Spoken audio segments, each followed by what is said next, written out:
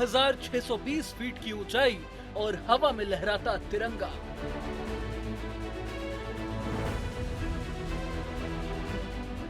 Srinagar Leh highway से गुजरते हुए जब नजरें पहाड़ की इस चोटी पर पड़ती हैं, तो हर भारतीय का सीना गर्व से चौड़ा हो जाता है, क्योंकि आज से 25 साल पहले इसी जगह से भारतीय सेना के जवानों ने अदम्य साहस दिखाते हुए दुश्मनों की छुट्टी कर दी थी।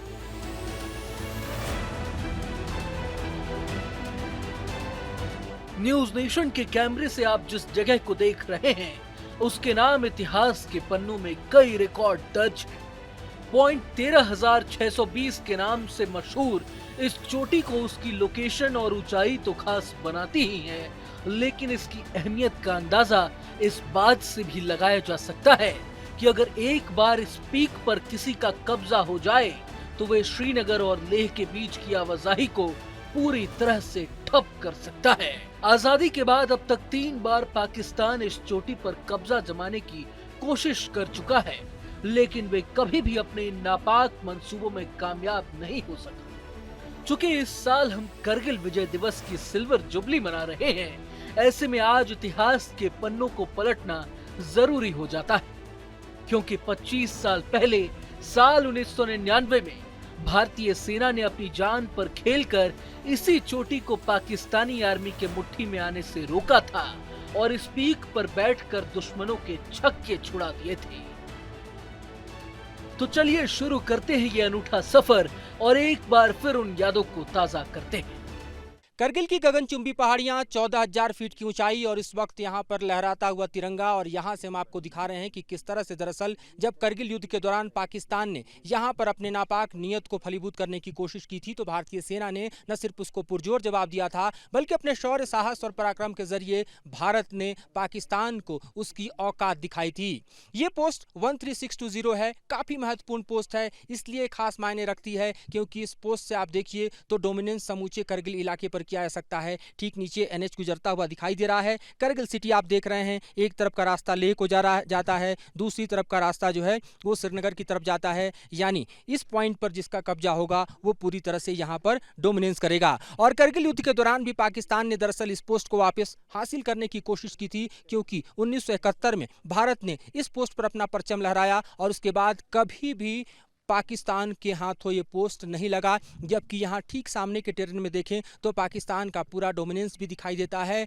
उन पहाड़ियों पर जहाँ पर दरअसल इस वक्त पाकिस्तान के कई पोस्ट हैं और उन पोस्ट के जरिए पाकिस्तान जो है वो दरअसल तैमूर रिज पर बैठा हुआ है। पाकिस्तान का जो ऑपरेशन बद्र था करगिल युद्ध के दौरान, उसका भी दरअसल समूचा प्लान यही था कि एक तरह से पाकिस्तान न सिर्फ 13620 बल्कि इस तरह के जो भी डोमिनेंट पॉइंट्स हैं उन पर कब्जा करे, तोलोलिंग से लेकर। और हमने देखा था कि करगिल के तमाम हाइट्स पर कब्जा करके पाकिस्तान ने कोशिश की थी कि सियाचिन को पूरी तरह से भारत से काट दिया जाए। लेकिन जिस तरह से भारतीय सेना ने पाकिस्तान के नापाक मंसूबों को धूल धूसरित किया था और न सिर्फ पाकिस्तान को उसकी औकात दिखाई थी, बल्कि बोफोर्स के गरजते हुए तोप ने और भारतीय वायुसेना के ऑपरेशन ने, मिग और जगुआर जैसे विमानों ने इन्हीं करगिल की चोटियों पर पाकिस्तान के बंकर को न सिर्फ चूरा चूरा कर दिया था, बल्कि उसके तमाम यहाँ पर जो डोमिनेंस थे उसको पूरी तरह से यहीं पर पहाड़ी जो आप देख रहे हैं उसी के कंकड़ पत्थर में तब्दील कर दिया था। पॉइंट 13,620 के नाम से मशहूर इस पीक की अहमियत का अंदाजा इस बात से लगाया जा सकता है कि पाकिस्तान इस पर एक बार नहीं बल्कि कई बार कब्जा जमाने की कोशिश कर चुका है, मगर हर बार वे अपनी कोशिशों में नाकाम ही साबित हुआ। सबसे पहले मई 1965 में पाकिस्तान ने सीज फायर का उल्लंघन करते हुए इस अहम चोटी पर कब्जा जमा लिया था, लेकिन इसके बाद हुए युद्ध में मेजर बलवंत सिंह के नेतृत्व में भारतीय सेना की 17 पंजाब यूनिट ने दुश्मन को खदेड़कर फिर से यहाँ तिरंगा फहरा दिया। 1966 में हुए ताशकंद समझौते के तहत पॉइंट 13,620 को भारत ने पाकिस्तान को लौटा दिया, मगर पाकिस्तान के फितरत में तो धोखा देना ही लिखा था।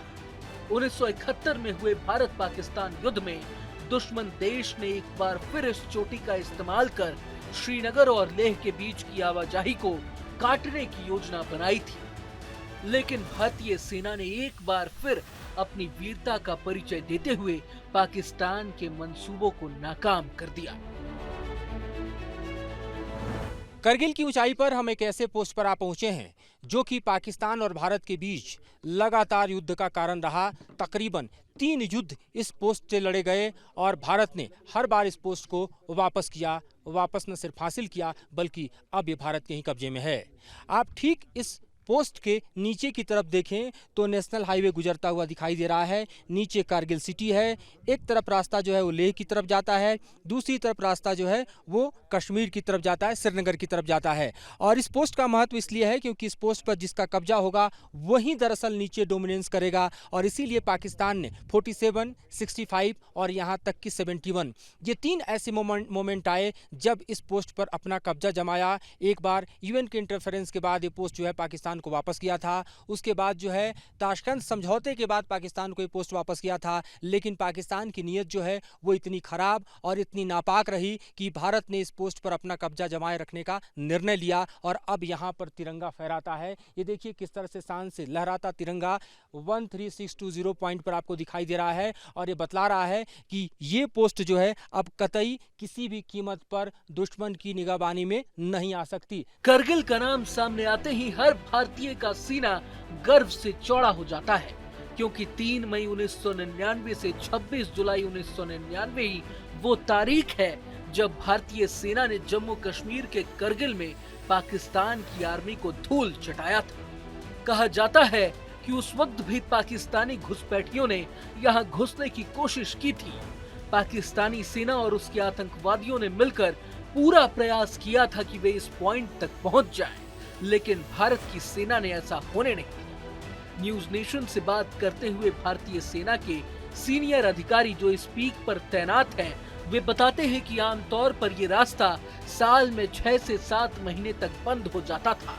नवंबर से जून तक आवाजाही भी ठप रहती थी, लेकिन अब ये रास्ता साल भर खुला रहता है और तो और अब इसे पर्यटकों के लिए भी खोल दिया गया है। इस चोटी पर पर्यटकों की आमद भी शुरू हो गई है।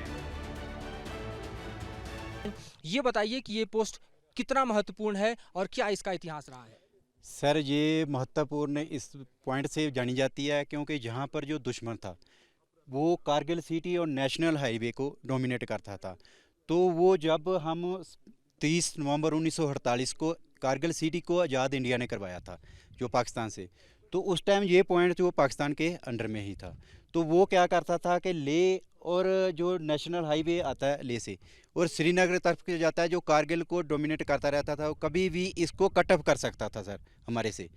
तो इस पॉइंट को लेने का यही एक मकसद था सर कि अगर दुश्मन यहाँ बैठा रहा तो हमारी गतिविधियाँ जो ले से श्रीनगर में होती हैं उसको कभी भी कट ऑफ करके कुछ भी कर सकता है, जैसा कि आपने कारगिल वार में देखा था। यहाँ पर अगर हम समझना चाहें तो पाकिस्तान की पोस्ट किस तरफ से हैं और किस तरह से पाकिस्तान जो है यहाँ पर पोस्ट के जरिए अपने डोमिनेंस करता है और उसके किस तरह से ठिकाने जो हैं वो हमारे ठीक पीछे दिखाई दे रहे हैं। सर अभी फिलहाल पहले तो ये 71 से पहले ये पोस्ट तो पाकिस्तान के अंडर में थी, लेकिन 71 के बाद ये पोस्ट जो है भारतीय सेना के अंडर में है। अभी सर जो हम अपना ध्यान अगर ऊपर वो हाइट के ऊपर ले जाएंगे जहाँ पे सर काफ़ी स्नो पड़ी हुई है सर टेकरी के ऊपर, तो वहाँ से सर आगे अगर लास्ट दाहिनी की तरफ जहाँ पे ऊपर बादल है और नीचे 2 टेकरी एक लाइन में दिख रही है सर,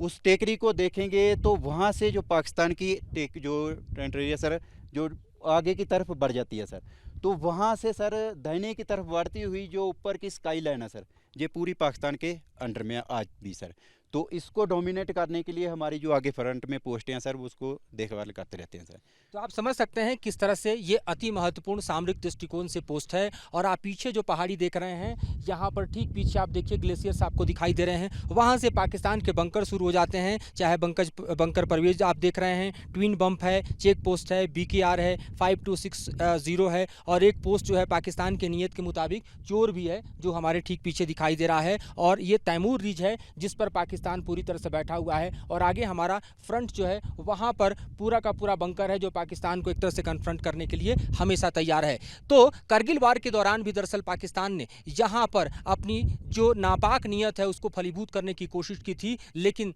भारत का यहां पर जो जाबाज एक तरह से देखा जाए और पराक्रम से भरा हुआ, शौर्य से भरा हुआ पूरे ही इस इलाके में कब्जा रहा, उसने भी करगिल युद्ध में एक बड़ी भूमिका निभाई, क्योंकि पाकिस्तान के पास कोई चारा नहीं था कि यहाँ आकर डोमिनेंस कर सके, क्योंकि 1971 के बाद ही भारत यहाँ पर पूरी तरह से स्थापित हो चुका था। और जो सबसे डोमिनेंट पॉइंट अगर हम देखें लेह, करगिल और कश्मीर के बीच का, वो यही पॉइंट है 13620, जिस पर भारत का न सिर्फ तिरंगा लहरा रहा है बल्कि पाकिस्तान को ये साफ संदेश दे रहा है कि इस पूरे ही टेरेन में कभी भी पाकिस्तान किसी भी तरह की नापाक कोशिश करेगा तो उसके नापाक कोशिश का उसी तरह से पुरजोर जवाब दिया जाएगा जैसे कि करगिल वॉर में दिया गया था। श्रीनगर से लेह तक जाने वाला ये हाईवे, जिसे NH-44 के नाम से जाना जाता है, इस रास्ते की अहमियत का अंदाजा इस बात से लगाया जा सकता है कि 1999 की जंग के वक्त इसी मार्ग से होते हुए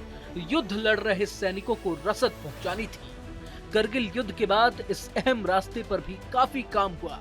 ताकि यहाँ आवाजाही साल में अधिकतम वक्त बनी रहे। अब इंडियन आर्मी के जवान पॉइंट 13,620 पर मौजूद पोस्ट से ही पूरे हाईवे पर पैनी नजर बनाए रखते हैं। जानकारी के मुताबिक 1999 में भारतीय सेना की एक ब्रिगेड यहाँ तैनात थी, लेकिन अब यहाँ सेना के डिवीजन को तैनात कर दिया गया है, जो दुश्मनों को अपनी मौजूदगी से हर वक्त ये संदेश देती है कि अगर भारत पर आंख उठाकर भी देखा तो कब्र खोदने में देर नहीं लगेगी। अगर आपको ये वीडियो पसंद आया तो लाइक करें और चैनल को सब्सक्राइब करें। वहीं तमाम बड़ी खबरों के लिए देखते रहें न्यूज़ नेशन।